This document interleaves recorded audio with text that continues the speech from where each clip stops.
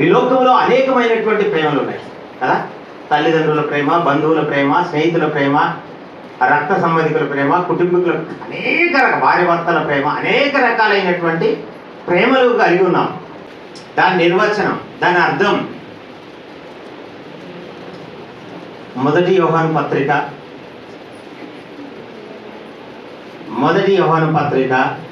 4వ అధ్యాయం 8వ వచనం.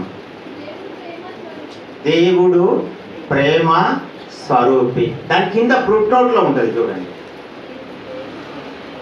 దేవుడు ప్రేమయ్యి ఉన్నాడు. అంటే ప్రేమ అనగానే దేవుడు, ఆ దైవత్వం మనలో ఉండాలి. దేవునిలో ఉన్నటువంటి గుణాలు, ప్రేమ, దయ, వాత్సల్యత, కరుణ, ఇవన్నీ మనలో ఉండాలని దేవుని ప్రేమ ఇది. ఆ ప్రేమ ఎవరయ్యా అంటే ఆ దేవుడే ఆ ప్రేమ స్వరూపి అయి ఉన్నాడు. కింద పుట్టినట్లో దేవుడే ఆ ప్రేమ అయి ఉన్నాడా అని రాయబడ్డది. కనుక ప్రేమ అనగా నిర్వచనం ఏంటంటే దేవుడే కదా. ఈ లోక ప్రేమ శాశ్వతం కాదు. ఇద్దరు స్త్రీలు తిరుగులు విసురుతుండగా ఒక ఆమె ఎత్తబడును, ఒక ఆమె విడువబడును. ఇద్దరు పొలంలో పని చేస్తున్నప్పుడు ఒక ఆయన వెత్తబడును, ఒక ఆయన విడిచిపెట్టబడును. ఎప్పుడు మనిషి యొక్క మరణం ఎప్పుడో, మానవుని యొక్క మరణం ఎప్పుడో, జన్మదినం ఎప్పుడో దేవుడు ఎవరికి తెలియపరచలేదు.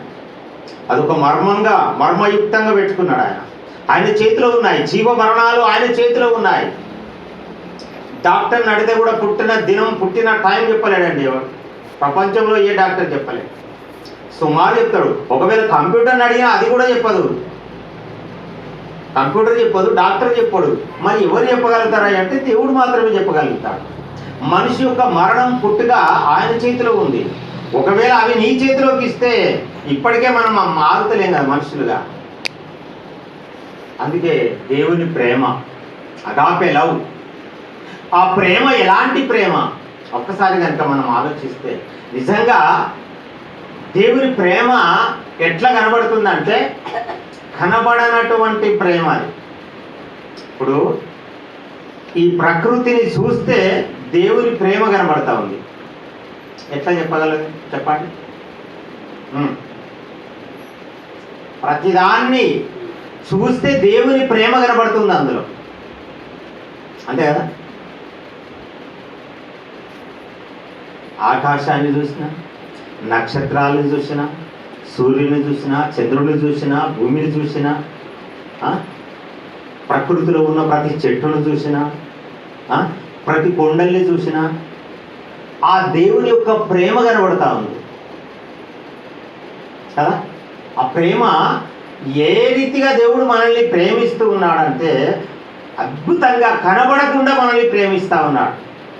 నా పిల్లలకు ఏవి అక్కరగా ఉన్నవో, నా పిల్లలు ఈ లోకంలో బ్రతకాలంటే, వారు జీవితం కొనసాగించాలి అంటే వారికి కావలసినటువంటిది అంతా దేవుడు ముందుగానే సిద్ధపరిచాడు.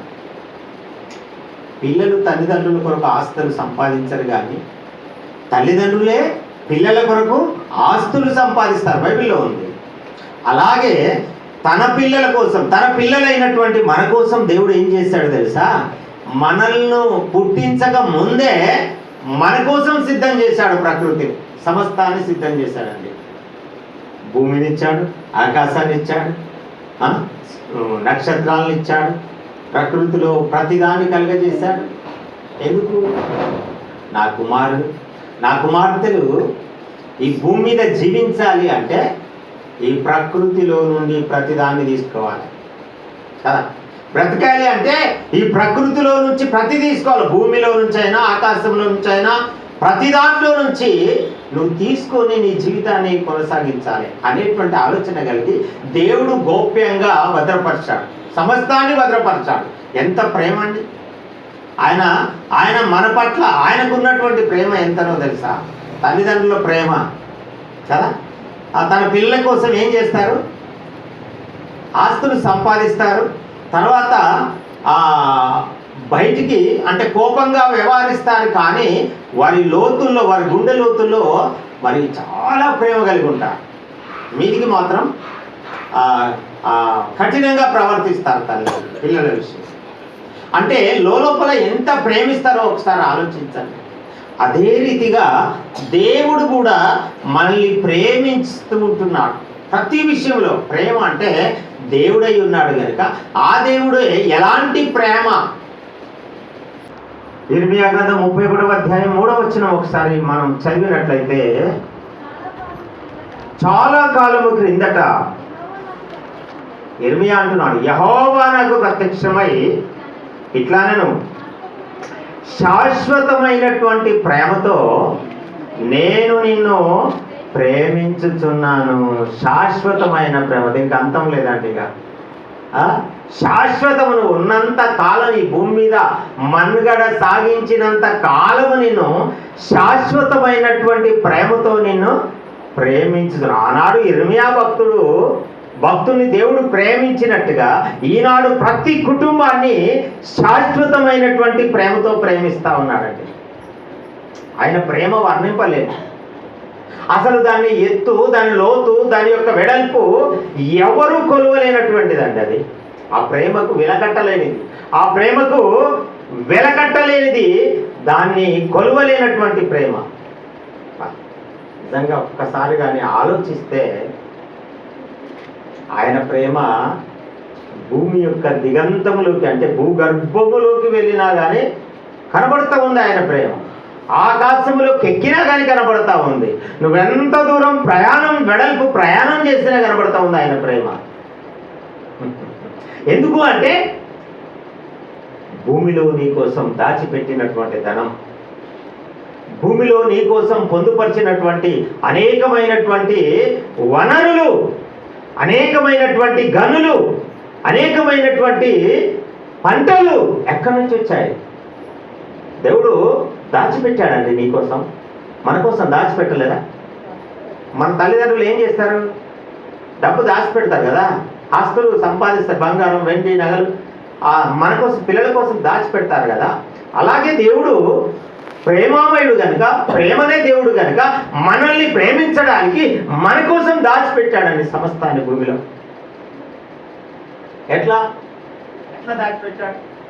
ఇప్పుడు మనం వేసుకున్నటువంటి మెడలో కీలు వేసుకున్నటువంటి బంగారం ఎక్కడి నుంచి వస్తుంది? చెప్పరు, అది ఎక్కడ వస్తుంది? విదేశాల్లో వస్తుందని, అంతే కదా. వెండి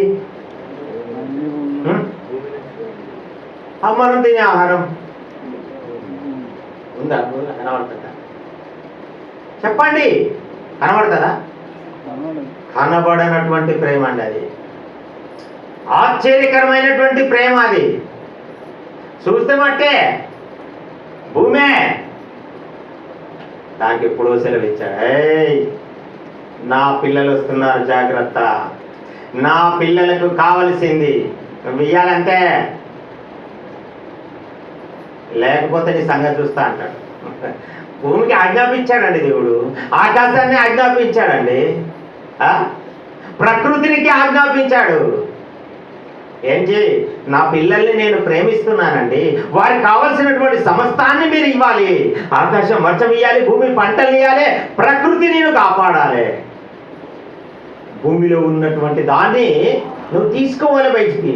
కష్టం కొంచెం కదా, కొంచెమే కష్టం, కానీ ఆ కష్టం వెనుక ఎంతో సుఖం. దేవుడు ఆ ప్రేమామయుడు అండి. ఆ ప్రేమ, అసలు మనుషుల ప్రేమ వ్యర్థం అండి. ఒక వస్తువు ఒక కంపెనీలో, అంటే ఒక ఫ్యాక్టరీలో తయారైతే దానికి ఒక గ్యారంటీ ఇస్తారు, కొన్ని దినములు ఇదని. కానీ మనుషులకు గ్యారంటీ ఉందా? కదా. నువ్వు తొడిగే చెప్పులకు గ్యారంటీ ఉన్నది, జేబుల పెన్నుకు గ్యారంటీ ఉన్నది. తొడిగే చెప్పులకు గ్యారంటీ ఉన్నది, జేబుల పెన్నుకు గ్యారంటీ ఉన్నది, గుండు సూదికి గ్యారంటీ ఉన్నది, నీ గుండెకు గ్యారంటీ లేదు. ఇయాళ్ళ ఇంట్లా రేపు మంట్ల, ఇయాళ్ళ ఇంట్లా రేపు మంట్లే, ఏది నీది కాదే యేసయ్యని తోడే, ఏది నీది కాదే నీ ఎంట ఏది రాదే. ఈరోజు గ్యారంటీ లేని బ్రతుకులు ఈ లోకంలో మనం బ్రతుకుతున్నాం. కానీ దేవుడు ఏం చేశాడో తెలుసా? నీకోసం నా కోసం ఈ భూమి మీద ఒక ఫ్యాక్టరీలో, ఒక మందుల షాప్లో ఒక ట్యాబ్లెట్ తయారైనప్పుడు ఆ ట్యాబ్లెట్ మీద డెలివరీ డేటు, ఎక్స్పైరీ డేట్ ఉంటుంది. అంటే ఇది ఎప్పుడు బయటకు వచ్చింది, ఇది ఎప్పటిదాకా పనిచేస్తుందని రాయబడుతుంది. అలాగే మన గురించి కూడా దేవుడు ఏం రాశాడంటే, మనము దేవుడు ఉండేటువంటి స్థలంలో నుంచి ఈ భూమికి వచ్చాం. ఈ భూమి మీదగా ఎన్ని దినములు మనం నివసించాలో, జీవించాలో అది తన గ్రంథంలో రాసుకున్నాడు. ఈ ప్రేమ ఆగాపే లవ్, దేవుని యొక్క ప్రేమ శాశ్వతమైన ప్రేమ. మనుషుల ప్రేమ కొన్ని దినములే ఉంటా ఉంది. మనుషుల యొక్క బాంధవ్యాలు కొన్ని దినములే ఉంటాయి. కానీ దేవుని ప్రేమ చివరి వరకు మనల్ని ఉంటా ఉంది. నిజమైన స్నేహితుడు కదా. ఈ లోక స్నేహం దేవునితో వైరం అని మీరు అడగరా? ఈ లోకంలో ఉన్న స్నేహం కాదు, కానీ ఆయన నిజమైన స్నేహితుడుగా మనకు ఉంటా ఉన్నాడు. విడవక ప్రేమించేవాడు మనల్ని. ఆయన ఎప్పుడు కానీ విడవక ప్రేమించేటువంటి దేవుడుగా ఉంటున్నాడు. ప్రేమైన దేవుని వాళ్ళ కనుక ఒకసారి జ్ఞాపకం చేసుకుందాం. కొరింథీయులకు రాసిన పత్రిక, మొదటి కొరింథీయులకు రాసిన పత్రిక 13వ అధ్యాయం 13వ వచనం చదువుకుందాం. కాగా విశ్వాసము, నిరీక్షణ, ప్రేమ, ఈ మూడింటిలో దీనిలో శ్రేష్టమైనది ప్రేమయే. అంటే కాగా విశ్వాసము, నిరీక్షణ, ప్రేమ, ఈ మూడింటిలో శ్రేష్టమైనది ప్రేమయే అని దేవుని వాక్యం సెలవిస్తూ ఉంది. కనుక మీది మాటలో ఈ కొరింథీ 13వ అధ్యాయంలో మనం కనుక గమనిస్తే అక్కడ ప్రేమ గురించినటువంటి సంభాషణ చాలా వరకు మనకు కనబడతా ఉంది.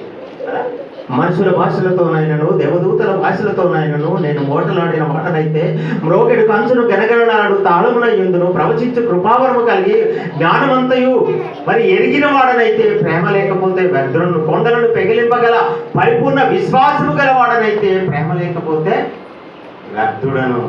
అనేక మాటల కింద మరి వ్రాయబడి ఉన్నాయి. ఎందుకు అంటే ప్రేమ అనేది ఈ లోక ప్రేమ కాదు, ఈ లోక స్నేహం కాదు. ఈ లోకంలో మరి ఈ లోక సంబంధమైనటువంటి ప్రేమ శాశ్వతంగా ఉండదు. కానీ దేవుని ప్రేమ శాశ్వతమైన ప్రేమతో మనల్ని ప్రేమిస్తూ వస్తున్నాడు కదా. తల్లిదండ్రుల ప్రేమ నీడవలే గతించును, కన్నా బిడ్డల ప్రేమ కలల వలె కరిగిపోను. తల్లిదండ్రుల ప్రేమ నీడవలే గతించును, కన్నా బిడ్డల ప్రేమ కలల వలె కరిగిపోను. ఎన్నాడెన్నడు వారనిది నా యేసుని నిత్య ప్రేమ, ఎన్నాడెన్నడు వీడనిది నా యేసుని నిత్య ప్రేమ. ప్రేమ యేసుని ప్రేమ అది ఎవరు కొలువలేనిది, నిజము దీనిని నమ్ము, ఇది భూమి అందించలేనిది.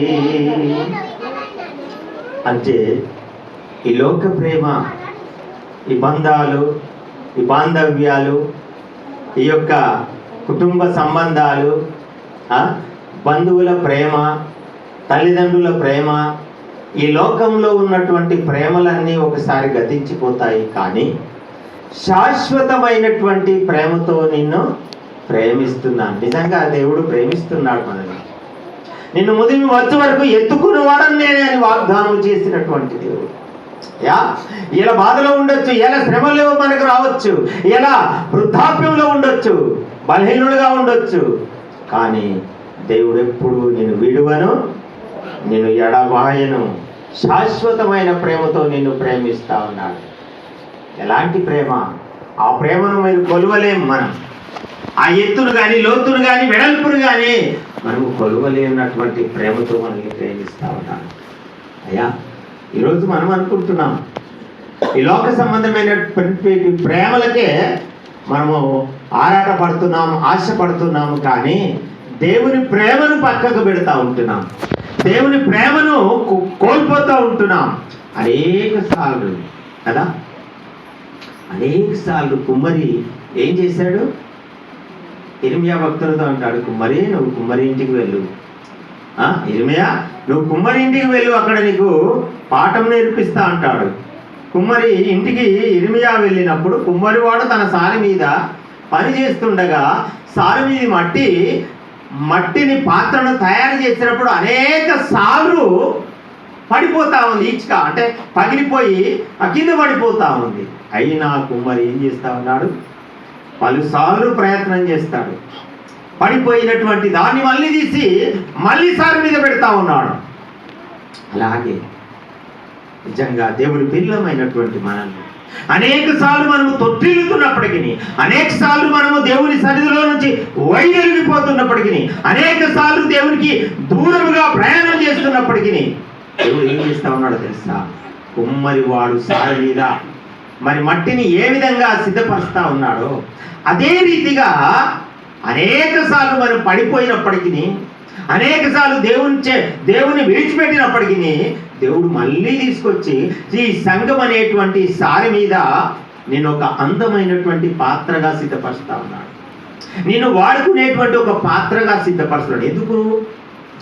దేవుని ప్రేమ అండి. అది ఎంత గొప్ప ప్రేమతో నేను ప్రేమిస్తుండో ఒకసారి ఆలోచించండి. మనల్ని దేవుడు ప్రేమ, ఈ లోకంలో ఉన్న ప్రేమ ఇవి శాశ్వతమైనటువంటి ప్రేమ కాదు. ఇలా డబ్బు నా దగ్గర ఉందనుకో, ఎక్కడ లేని కొత్త చుట్టాలు వస్తారంట. అమ్మా బాగున్నావా, ఎప్పుడు చూసినా నేను ఏదో చూడాలనిపించింది, కళలు వచ్చినవు నాకు నువ్వు అని చుట్టరికం కలుపుకొని వస్తారంట. ఎందుకు? ఆవిడ దగ్గర డబ్బులు ఉన్నాయి కనుక, వాళ్ళ సంసారం మంచిగా ఉంది కనుక, ఒక స్థితిలో ఉన్నతమైనటువంటి స్థితిలో ఉన్నారు కనుక. డబ్బులు ఉంటే ప్రేమ ఒలికబోసేటువంటి వారు ఉండకపోరు. ఒకవేళ డబ్బులు లేక, లోకంలో ఏమి లేక దీనులుగా రిక్తులుగా ఉన్నదనుకో, అసలు దగ్గరికి కూడా ఎవరు రారండి. అసలు మాట్లాడే మాట కూడా మాట్లాడరు మనతో.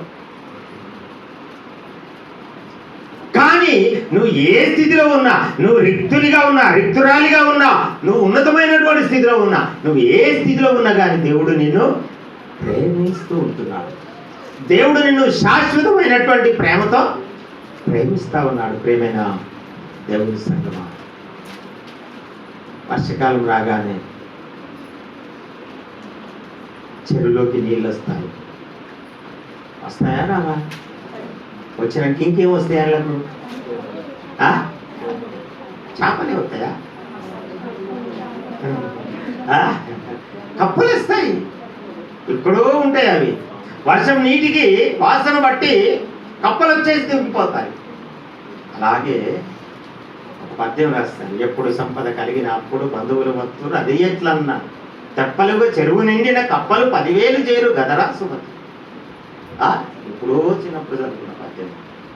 అంటే ఎప్పుడు సంపద కలిగిన అప్పుడు బంధువులు వస్తురు అది ఎట్లా? తెప్పలుగా చెరువు నిండిన కప్పలు 10,000 చేరు. అంటే అక్కడ వాటర్ ఉన్నాయి, వాటికి కావలసిన బ్రతుకు తెరువు ఉంది కనుక అవి వచ్చేస్తాయి. ఇక్కడ సంపద ఉంది కనుక బంధువులు వస్తారని. కానీ నువ్వు రిక్తునిగా ఉన్నప్పుడు నేను విడిచిపెట్టి వెళ్ళిపోతాను. కానీ నువ్వు ఏ స్థితిలో ఉన్నా, నువ్వు ఎలాంటి పరిస్థితిలో, కలివిలో ఉన్నా లేమిలో ఉన్నా, నేను విడువని దేవుడు అండి. అలాంటి ప్రేమతో నిన్ను ప్రేమిస్తూ ఉన్నాను. ఈ ప్రేమ చాలా గొప్పదండి.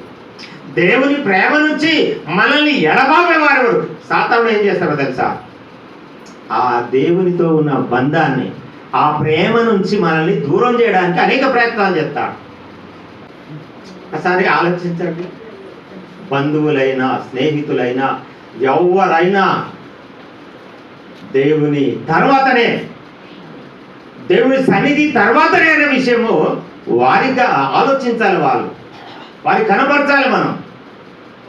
కనుక ప్రియమైన దేవుని వాళ్ళారా, ఈ దేవుని ప్రేమ నుంచి సాతానుడు విడగొట్టడానికి అనేక ప్రయత్నాలు చేస్తాడు కదా. దేవునితో ఉన్న సంబంధాన్ని, లేకపోతే దేవునితో ఉన్న ఆ బంధాన్ని, ఆ ప్రేమను విడగొట్టడానికి సాతానుడు చేయలేదా అవ్వ మీద? మొట్టమొదటి ఆ స్త్రీ అవ్వతోనే ప్రారంభం చేశాడు వాడు. అవ్వా, ఇది నిజమేనా? దేవుడు తినవద్దని చెప్పానా? ఎంత అద్భుతంగా మాట్లాడాడు సాతాను. అవును చెప్పానంటే, ఒకవేళ నువ్వు అది తింటే దేవతల వల్ల ఉంటావు, దేవునితో సమానంగా ఉంటావని బొంకిచ్చాడు. ఆనాడే ఆది స్త్రీ అయినటువంటి అవ్వను. అవ్వేం చేసింది? చూడముచ్చటగా రమ్యముగా ఉన్నటువంటి పండును తిని మనలందరినీ పాపంలో పడేసిందండి. మనందరికీ మరణం గురి తెచ్చింది ఆమెనే, ఎవరో కాదు, ఆమెనే. లేకపోతే మరణం లేదు ఎవరికి. అందరూ కష్టం లేకుండా, పని చేయకుండా, జీవవృక్ష ఫలాలు తినుకుంటా ఎల్లప్పుడూ దేవుని స్తుతించేటువంటి వారుగా ఉండేటువంటి పరిస్థితి. ఆ పరిస్థితి నుంచి సాతానుడు ఏం చేశాడంటే అవతారం మనకు అందరికి తీసుకొని వచ్చాడు. మోసం చేయలేదా? మొత్తం మొట్టమొదటి మోసం అక్కడే జరిగింది, అబద్ధం జరిగింది. తర్వాత ఆదాములోకి వచ్చింది అది. ఆదాములో మరి ఆదాము ఎప్పుడైతే మరణించాడో అందరూ అదే క్రమంలో మరణిస్తూ వచ్చారు. నాటి నుంచి నేటి వరకు కూడా అదే కాలక్రమేణా ఈ మరణాలు సంభవిస్తూ ఉన్నాయి, ఈ పుట్టుకలు సంభవిస్తూ ఉన్నాయి. అలాగే ఈ మరణాలు, ఈ కాలచక్రము తిరుగుతూ వస్తూ ఉంది. కానీ ఈ కాలచక్రాన్ని దేవుడు ప్రేమిస్తూ ఉన్నాడు. ఈ లోకంలో ఉన్న సమస్తాన్ని కదా. యోహాను రాసిన సువార్త, క్షమించాలి, 3:16. దేవుడు లోకమును ఎంతో ప్రేమించెను కాగా తన అద్వితీయ కుమారునిగా పుట్టిన వాని యందు విశ్వాసముంచు ప్రతివాడు నశింపక నిత్య జీవం పొందునట్లు ఆయనను, అంటే కుమారుని మనకు అనుగ్రహించాడు. దేవుడు ఎట్లా ప్రేమించాడు లోకాన్ని? ఎంతో ప్రేమించాడండి. ఆ ప్రేమకు వెలకట్టలేంది, అది విలువ కట్టలేంది అది ప్రేమ. ప్రేమిస్తూ ఉన్నాడు ఈరోజు, మనందరినీ ప్రేమిస్తూ ఉన్నాడు, మనకిచ్చిన పిల్లల్ని ప్రేమిస్తూ ఉన్నాడు, మన కుటుంబాన్ని. అంటే దేవుడు లోకమును ప్రేమిస్తున్నాడంటే మన అర్థం ఏంటి? ఒక క్రైస్తవులేనా? గురజాడ అప్పారావు ఏమన్నాడు? లోకం అంటే దేశం అంటే మట్టి కాదు, దేశం అంటే మనుషులు. దేశం అంటే మట్టి కాదు, దేశం అంటే మనుషులు. దేశం అనగానే దేశంలో ఎవరుంటారు? మట్టిలు, మనుషులు, క్షమించాలి. లోకం అనగా లోకము, అంటే దేవుడు లోకమును ప్రేమించాడంటే లోకములో ఉన్న వారిని అందరినీ ప్రేమించాడు ఆయన. క్రైస్తవులే కాదు, ముస్లిం సోదరుల్ని, క్రైస్తవేతలను, సమస్త జాతుల్ని ప్రేమించాడు. అందరినీ ప్రేమిస్తూ ఉన్నాడండి. కాకపోతే వాళ్ళు తెలుసుకోలేదు, మనం తెలుసుకున్నాం అంతే. కనుక ప్రియా దేవుడి సంగమా, ఆయన మనల్ని అందరినీ శాశ్వతమైనటువంటి ప్రేమతో ప్రేమిస్తున్నాడు. కనుక ఆ ప్రేమకు మరి మనము దాసోహులముగా ఆయన్ను ఆరాధించేటువంటి వారిగా.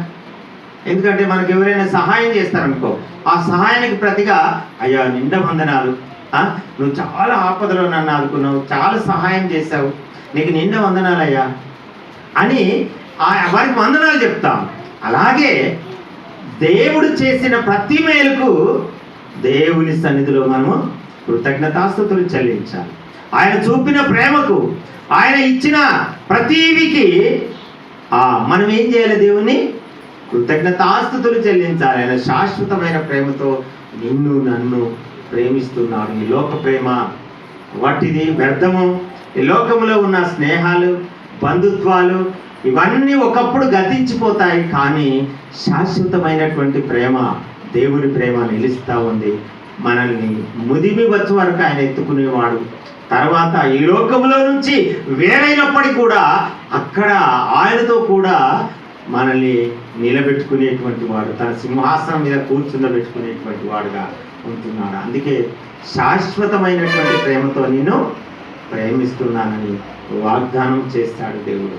కనుక అట్టి ప్రేమ కలిగి మనమందరము ఒకరికొకరము ఆ ప్రేమ ఆప్యాయత అనురాగము కలిగి ఒకరికొకరు మరి సహకరించుకొని అందరూ ఏక మనస్సు కలిగి మరి ఆయన కొరకు ఎదురు చూచేటువంటి వారిగా మనం ఉన్నట్టయితే నిజంగా దేవుడు మన కుటుంబాల్ని, మనల్ని, మన పిల్లల్ని దేవుడు కాస్తాడు, కాపాడుతాడు. ఆయన రాజ్య వ్యాప్తి కోసం మనల్ని ఆయత్తపరుస్తాడు, సిద్ధపరుస్తాడు. ఈ కొద్ది మాటలు దేవుడు మన వెనుకలో దీవించి ఆశీర్వదించి ఫలభరితము చేయును గాక.